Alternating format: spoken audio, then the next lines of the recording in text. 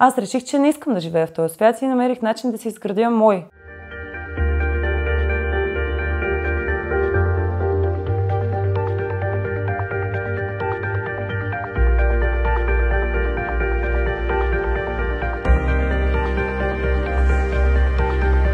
След освобождението до падането на комунизма, България има една много силна текстилна индустрия. Тази фабрика зад мен, в моя роден град Карлово, е само един от хилядите примери на това колко много фабрики и заводи се унищожават и как една текстилна индустрия е унищожена.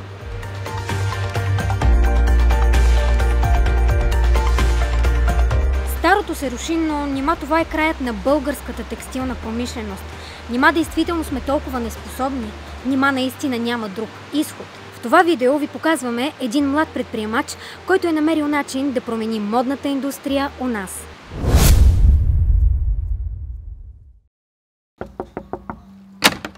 От кога чакам това почукване? Влизайте при мен.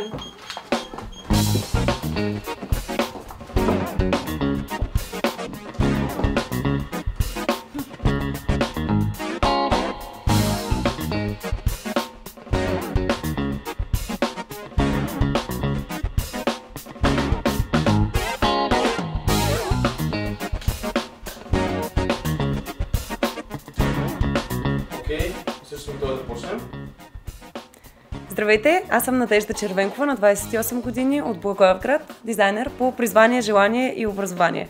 Аз бях много малка, имам щастието цял живот да знам с какво искам да се занимавам. С времето прекарвах много време по шивашки цехове, спала съм, яла съм по машини и така някак то порасна с мене любовта ми към дрехите, към създаването им.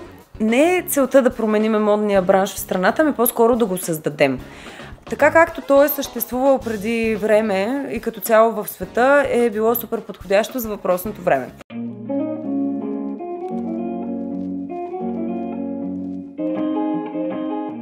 Къщата, в която Надежда твори, е известна като Мощанската къща. Тя се намира в старинната част на Благоевград. Тук Надежда води курсове по моден дизайн на хора от цялата страна, а и не само.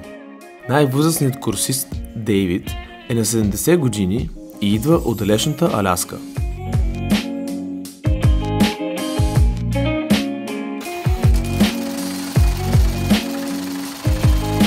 I made this one this week. Nice, I see. Wow, very nice colors that you use. Обобщавам точно в две изречения какво се случва в Мощанската къща. Тук ние сме затворили цикъла, тук правим всичко от А до Я. На долния етаж кроим и шием дрехи. На втория етаж ги излагаме в шоурума, снимаме ги в фотостудиото, качваме ги в онлайн магазин, разработен специално за нас в coworking залата и разработваме бизнес стратегията си в нашия офис. Надяваме се нашия пример да бъде вдъхновяващ за много хора.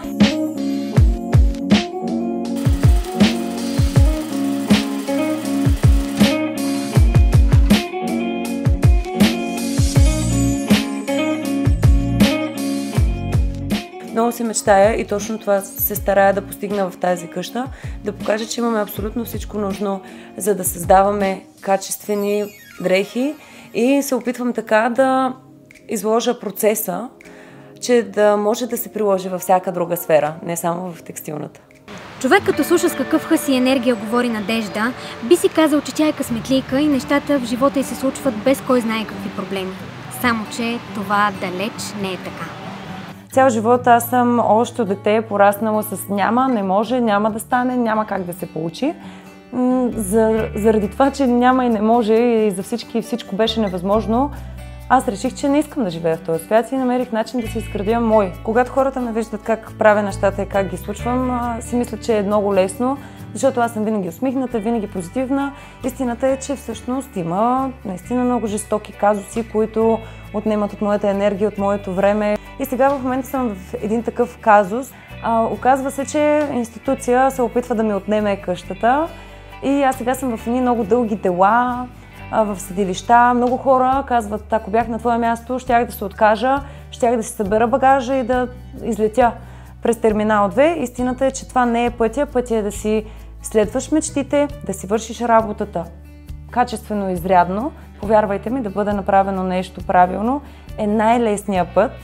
И когато си правиш правилно нещата, Никоя институция не може да ти вземе нито бизнеса, нито мечтите, нито реализацията.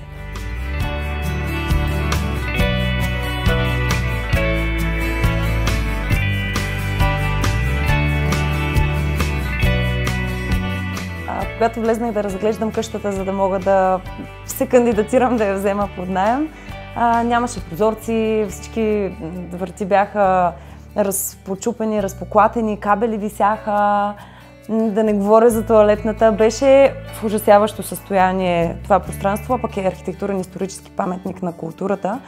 И всъщност това не ме изплаши, спретнах се, навих ръкави, дето се вика, оправих къщата, отнеми около 3 месеца, но си струваше определено.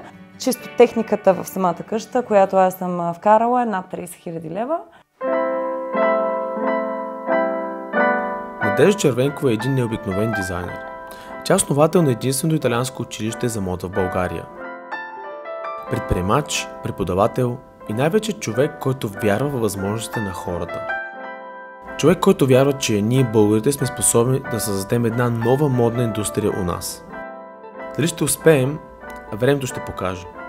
А до тогава, нека се надяваме все повече изоставени сгради в България да намерят своята надежда.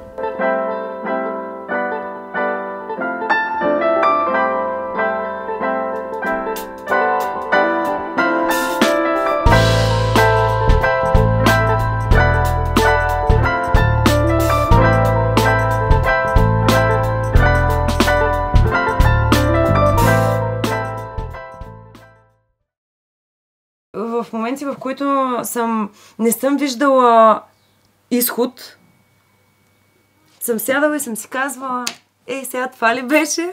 Нали? Просто непримиримост към това, че няма изход. Няма как да няма изход. Здравей, аз съм Дани. Аз съм Жани. И ти току-що гледа епизод от поредицата 21 причини. Ние сме поели на пътуване, в което търсим отговора на въпроса: има ли смисъл да бъдеш тук, в България? В нашите видеа ще видиш 21 уникални истории на хора, които са решили да седят мечтите си тук. Очаквай нов епизод всеки понеделник в канала на Даниел Богдански в YouTube и в Facebook. Можеш да ни последваш в Instagram и TikTok. Създаването на тези видеа отнема много труд и много финанси. Затова ако смяташ, че това, което правим се струва, можеш да ни подкрепиш в канала на Даниел Богдански в Patreon. 21% от сумата, която съберем в периода 1 февруари до 1 септември, ще дарим на част от хората, които участваха в първия сезон. А останалата част ще направи възможно създаването на бъдещи сезони, както и на други подобни поредици. Благодарим ти! До скоро!